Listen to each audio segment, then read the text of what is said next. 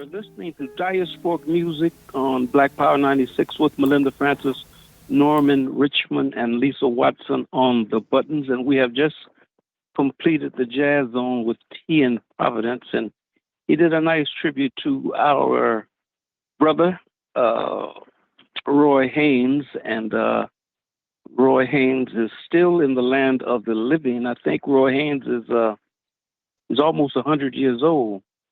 And Roy Haynes has Barbadian roots, and he's spent a lot of time with he and one of my comrades and friends, Brother Archie Shep. They are like two straws in a Coke.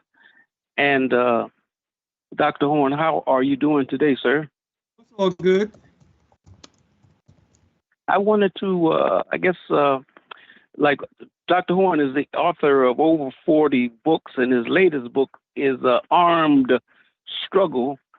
He talks about the Panthers and so on and so forth. I guess we'll touch on that a little bit later.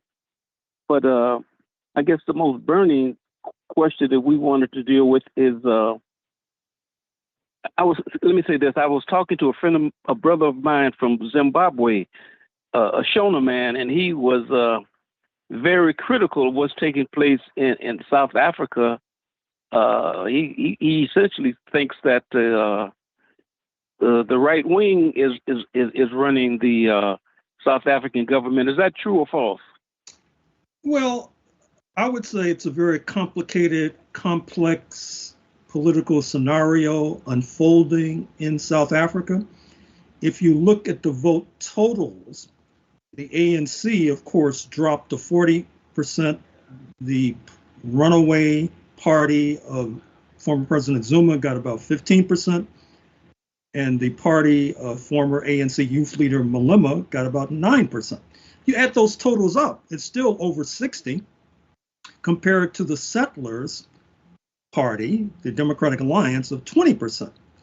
Having said that, I think that your friend from Zimbabwe has a point insofar as it's apparent that this shotgun marriage, this accepting the Democratic Alliance, the neo-apartheid party, into the government is a setback. It's no way to sanitize or deodorize that.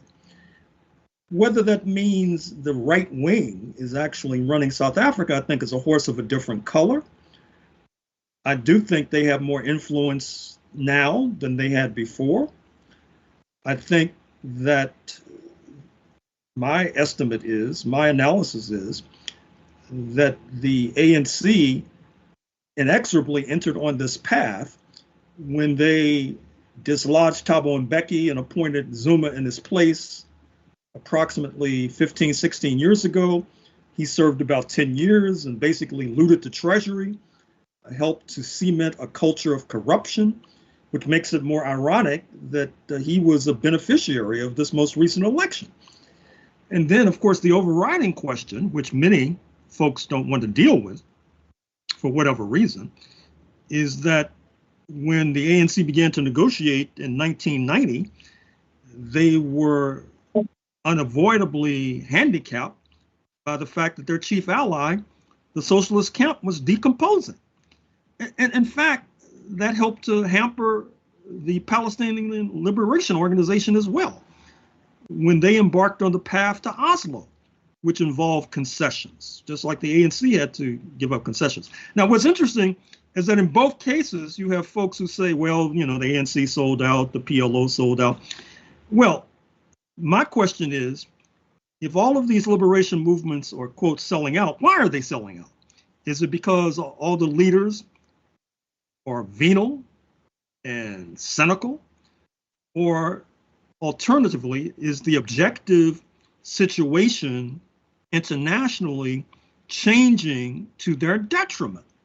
And obviously, the way I pose the question indicates that I subscribe to the latter analysis. Mm-hmm. And the how do you see them the ANC in your judgment? How do you think they should proceed? Well, first of all, I think that there may be splits coming in the ANC because there's a lot of internal dissent about this alliance, this accepting the Democratic Alliance into the government.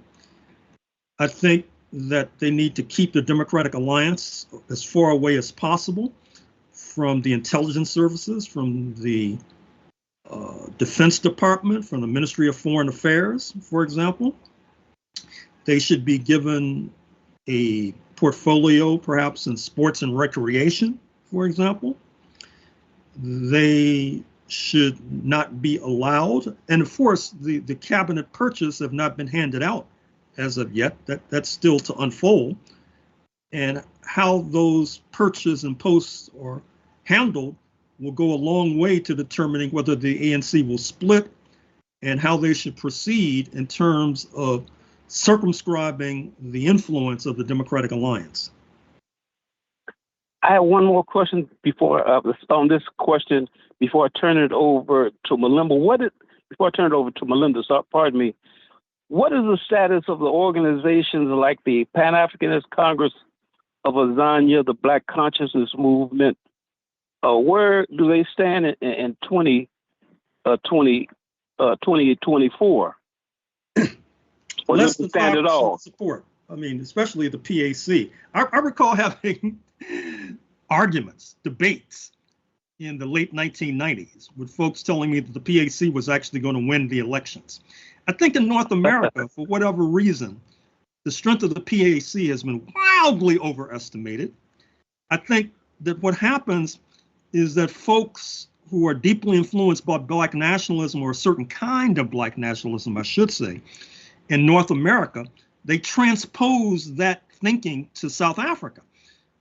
What they don't realize, and what I went to great pains to establish in my book, White Supremacy Confronted, is that unlike North America, the mass organization, the ANC, was not compelled or did not decide to purge the left. That happened in North America. And when you purge the left, isolated the left, bludgeoned the left, like a seesaw, that led to the rise of a certain kind of Black nationalism, which, as I pointed out many times, as the saying goes, if you want to keep a secret, publish it in a book. But as I pointed out many times, that iteration of Black nationalism had suffered tremendously because during World War II, many of them were pro-Tokyo. And then Tokyo lost the war and left them out on a limb. And then, of course, we know the story. Malcolm X comes in and he helps to reorient the Nation of Islam from Japan to Africa, which is then rising to independence. But do not make the mistake of throwing a blanket over Black people and thinking they're the same, be they in Southern Africa or North America.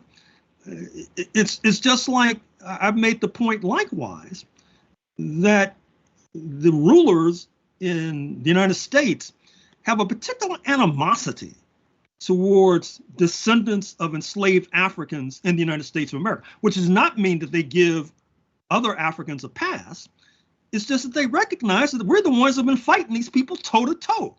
And therefore they want to punish and penalize us by any means necessary, which is one of the reasons when I go to London, where I'll be in a few weeks, I'm well aware of the fact that the rulers there bear more hostility towards the Jamaicans and the Nigerians than they do to me, a Black American. I mean, this is just materialist thinking, which obviously is difficult for some to consummate. Let me say this before I turn it over to Melinda. But I was taught one of my junior high school teachers, Mr. Cheston Everett. I'm gonna say this publicly. Mr. Everett was probably my favorite teacher. So that's Maulana Ron Karinga, aka Ronald Everett's older brother, and I listened to Maulana Karinga today, and when I listened to Maulana Karinga today, he sounds like Huey P. Newton or Gerald Horne. He's talking about socialism and Palestinians, supporting the Palestinians. He's even talking about supporting gay liberation and all of that, gay liberation. Although his brother was gay at one point. Kinga was anti-communist. He was anti-gay, he was anti-everything. How do you respond to that? Well, my book deals with him at some length. He's a major character in this book. You will find many revelations, shall we say. I'll just give one tidbit, which is that, as you know, he was jailed. Now, he proclaims that was all a frame-up, but really had something to do with medieval tortures of Black women, which right. I find it incredible that today a lot of this has been forgotten. In fact, you have many Black women who apparently are unaware of this and proclaim allegiance to him. But look at my book. I got the receipts. I went and looked at the court records at the archive of LA County in downtown Los Angeles, for example. Check it out. Well, I'll say this and I'll turn it over to Melinda. All you got, if you want to know anything about Ron Kinga and the woman question, ask my sister Lorraine Marie Williams. She'll give you a Ron Kinga story. She thinks Kinga is probably next to Satan. Oh my! I wouldn't go that far, but no, she. No, but I'll leave that one alone. I'll turn it over to Melinda. We have a lot on the list, so let's backtrack and talk about the European Parliament elections. Well, it's a very troubling sign. The ultra-right did quite well. And I'm speaking of neo-Nazis. They are already in power in Rome under Prime Minister Meloni, who, of course, heads the most anti-African government, perhaps worldwide. And perhaps at some point we need to discuss why you have all of this talk about so-called global white supremacy. But when Prime Minister Meloni visits the Oval Office in Washington, D.C., is embraced by Biden, a lot of these people who talk about global white supremacy apparently were not aware. I mean, it never ceases to amaze me how people really don't follow what's going on. They have a set of so-called principles which sort of exist in the sky, and then what happens day to day somehow is not their concern. But in any case, these European parliamentary elections stand in contrast to the elections in South Africa, Mexico, India, which did not necessarily yield a similar result. Recall what I said about South Africa with the ANC Zuma party and Malema parties getting over 60%, for example. And of course, Claudia Sheinbaum in Mexico, a woman of the left, the new leader of that country. And of course, Prime Minister Modi suffering setbacks in Delhi. So there is a growing and yawning gap between the global north and the global south. There will be snap French elections culminating on July 7th, which may lead to the neo-fascists assuming power in Paris, just like they have power in Rome. On the other hand, to be fair, we expect the Tories to be ousted in London on July 4th. Also, with regard to the European parliamentary elections, the Labour-Green alliance, in contrast to Germany and France, did quite well, although that took place against the backdrop of the Islamophobic party winning the national elections a few months earlier. So this perhaps will be capped off in the United States of America with the November elections. And just one more point, and I know I've been stressing this perhaps incessantly, but your audience needs to recognize that there is a split in the historiography of the United States, historiography referring to trends in the writing of history. And to simplify, more historians are moving to the kinds of positions I articulate. However, the US left is not necessarily doing so.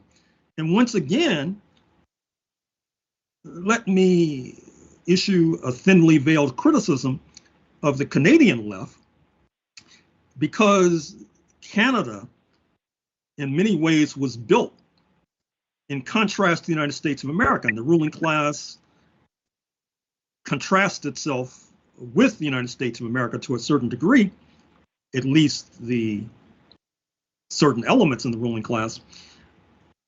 But I'd like to see more of that coming from the Canadian left. Just because the Canadian ruling class makes a point does not necessarily mean it's inaccurate. The Canadian ruling class is against tooth decay. That doesn't mean you should be in favor of tooth decay.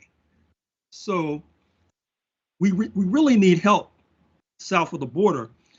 And I think our Canadian friends could do a better job of assisting us. I would agree with that, and I think the Green Party is they are not. They're supposed to be a Green Party, but they're not on. They are not on their. They're not on their job. I guess they had a lot of splits and problems with leadership, but I concur with your critique of the Canadian left. Pretty weak. Pretty weak. I want to ask you about the G7 in Italy. Could we move on to that? What's interesting about the G7 is that in their final communique, there were over 25 references to China. Now, what's interesting is that the United States is trying to start this new Cold War with China. And of course, I think Canada might sign on. But I'm not sure if France is going to sign on. At least they won't. They may sign on rhetorically, but not actually. Ditto for Germany, heavily dependent on the Chinese market. And Sir Keir Starmer, the prime minister in waiting in London, he may sign on. In other words, it's going to be difficult to launch this new Cold War with the North Atlantic ruling class split the way they are. And then you have these other spanners in the works, to coin a phrase, with President Putin's trip to North Korea. Now, you would think that North Korea, with a population of maybe a few dozen million, is not a major player, but this is a real upset because North Korea is in contradiction with Japan. Japan already has been hedging with regard to the new Cold War with China, because recall we talked about the trilateral summit it had with China and South Korea just a few weeks ago, with North Korea, an antagonist of the Japanese, moving towards Moscow.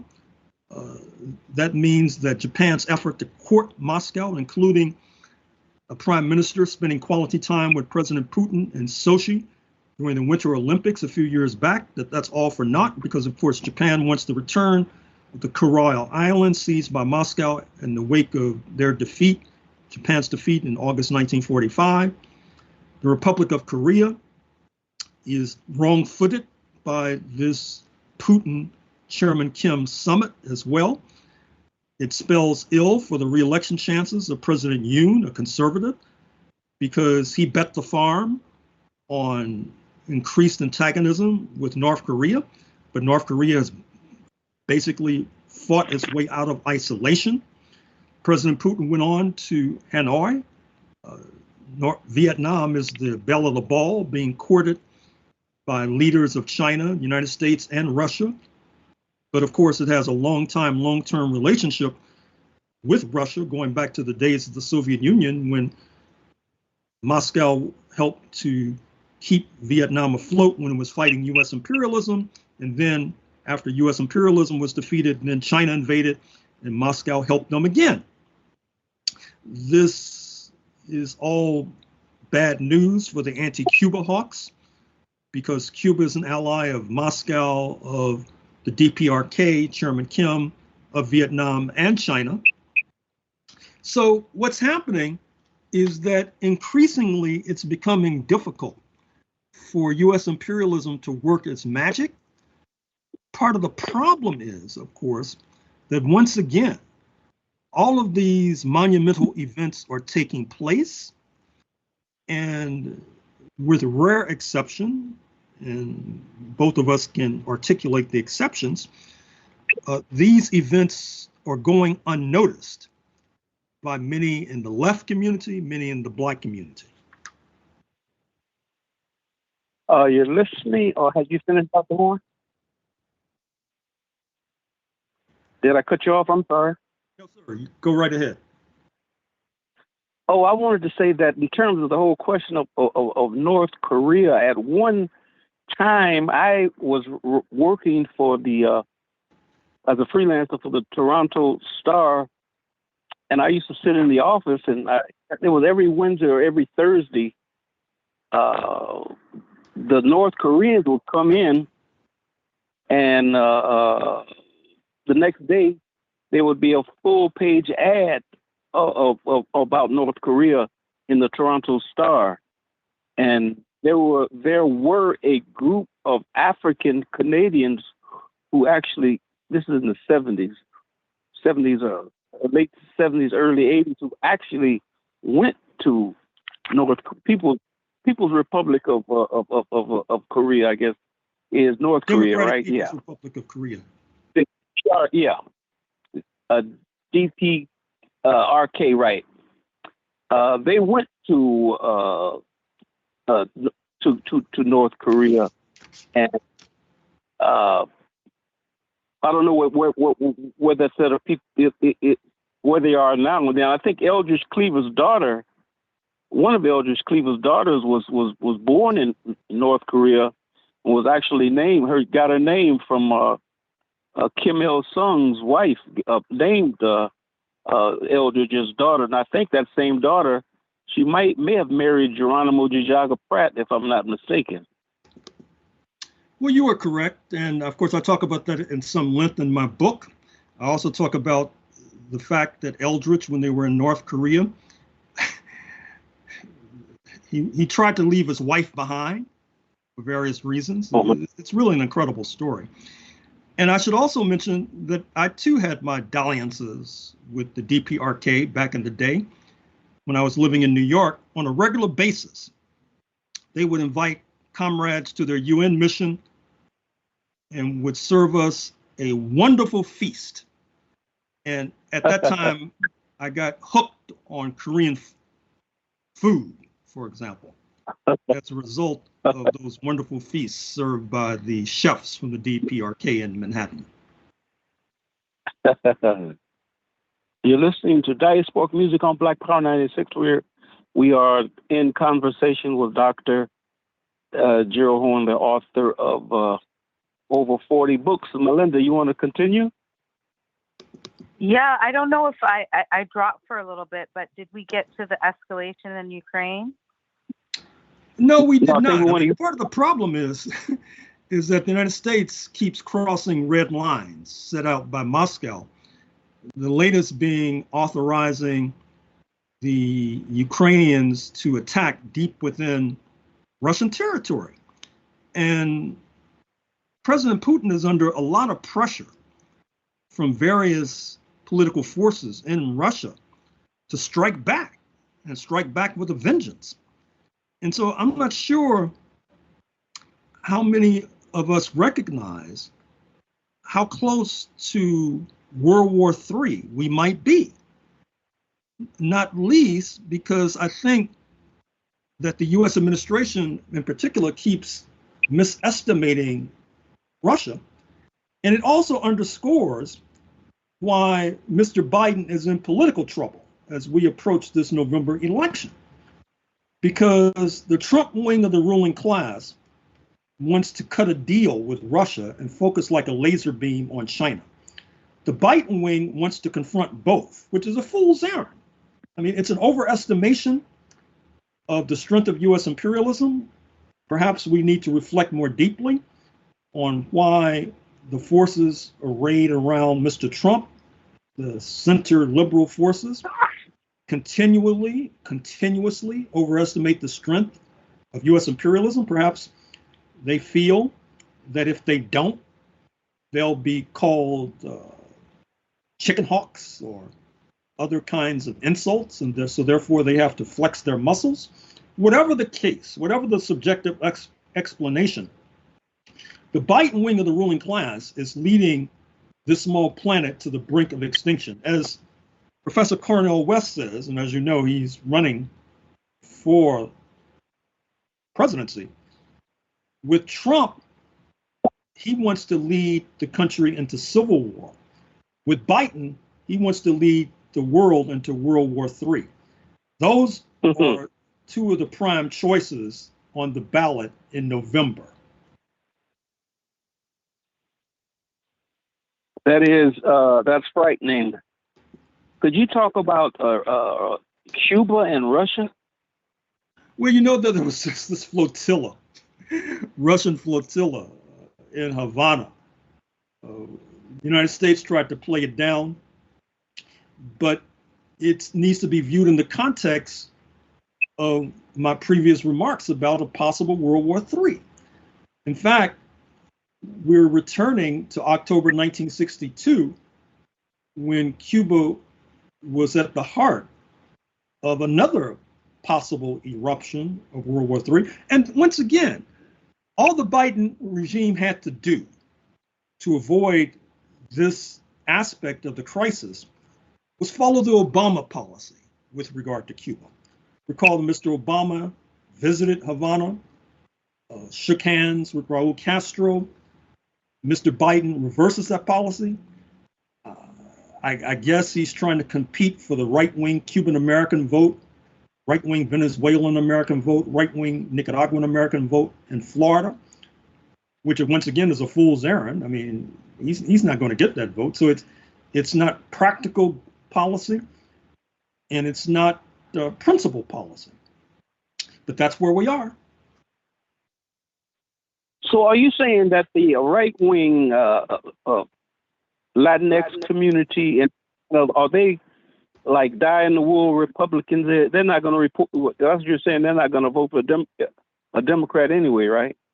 Well, for the most part, I mean, you know, they believe it or not, they see the Democrats as being communists. I know that's hard to believe, but you know, that's the kind of backwards ideology that we have. As a matter of fact, as I said on Carl Nelson's show the other day, we're left to save some of these people from themselves, because many of these people, they don't have proper documentation to be in the United States of America. Mr. Trump has vowed to deport all of them, yet many of them are supporting Mr. Trump. And so it's left to us to try to block Mr. Trump so that they can stay in the country, because they don't have enough good sense to figure out what their own self-interest is. This is sort of backwardness that you see in the United States of America. And going back to this whole question, Miami, I remember the one time I was in Miami, it was like many of the ethnic groups had their own little armies. I remember King Sporty, who was Betty Wright's husband, and I think King Sporty was given credit for helping Bob Marley to write Buffalo Soldier. He had a posse. The African Americans had a posse, and of course the Cubans and the police had their own posse. It was I've only been to Miami like one time. It was pretty. It was a pretty dangerous spot to be in. How do you find Miami? I haven't been to Miami in a while, but I follow it closely. I skim the Miami Herald every morning, and I've been doing so for years, because I try to keep up with the Cuban American population, the Haitian American population, the right wing, which is strong in Florida, for example. But I must confess, I haven't been there in a few years. As a matter of fact, listeners should know that when I did that book on aviation a few years ago and published it with Black Classic Press of Paul Coates, that's where you can find it. I did a lot of the research in Miami, because the archive of Pan American Airways, now defunct, but which used to fly all over the world, particularly in Africa, the archives are at the University of Miami, which necessitated my spending quite a bit of time on their lovely campus. One more thing about Miami. There is a brother that used to go to John C. Fremont in Los Angeles. He is a big, this is a shame. He went to the same high school I went to. He's younger than I am, but he wrote a column in the Miami News Daily for years. He has, I think he has a memoir out. I can't think of his name right. He wrote for Soul magazine, but I'll have his name next time we come on the air. Okay. Well, I think we have about 2 minutes left. I guess you wanted anything else you wanted to conclude with? Well, Norman, just a note of personal privilege. Please alert me when my latest book arrives in your inbox, because that'll give me an idea when it's arriving in the mailbox of others. That's point number one. Point number two is that I dare say that this book on armed struggle with a question mark will be of interest to many in your audience. I'm trying to accomplish a number of goals. First of all, resuscitating the history of armed self-defense, armed propaganda, and armed struggle. Trying to point out that, with due respect, passive nonviolent resistance was not the only approach to knocking down the walls of U.S. Jim Crow apartheid back in the day. I'm trying to also, as we talked about a few moments ago, reconfigure certain rubrics. That is to say that the Black Panthers are grouped under the rubric of Black Power, not altogether inaccurate, but it obscures the point that many of the Black Panthers, they read Plekhanov, which many of these mainstream historians, they don't even know who that is.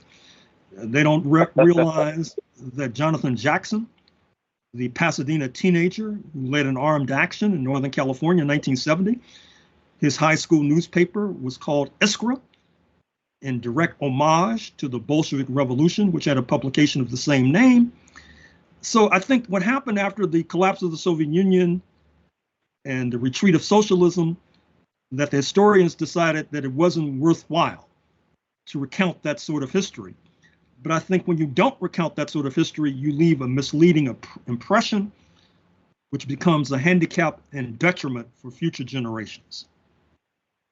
I never heard that about Johnson Jackson and that Iskra question. I knew he was well advanced for a 17-year-old young man, but that Iskra, that was and it's at 17. I mean, our generation. I know by the time I was in my early 20s, I knew about those. That was the Bolsheviks newspaper, yeah. But at 17, that is remarkable. Thank you, Dr. Horne. Looking forward to talking to you. And I will definitely alert you when I get the book. The book. Thank you very much. Okay. And Melinda Francis. Okay. Is there anything you wanted to add? Well, we'll see everybody.